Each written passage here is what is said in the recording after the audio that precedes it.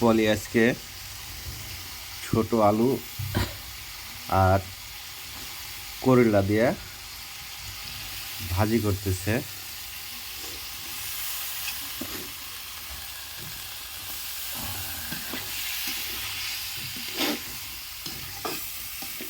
দেখুন লাগতেছে,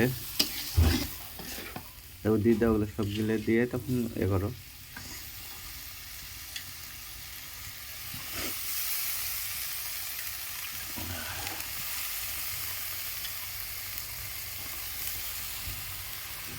আজকে করলা ভাজি করছে পলি, শুধু পেঁয়াজ, ছোট আলু আর করলা দিয়ে অনেক ভালো লাগবে মনে হচ্ছে।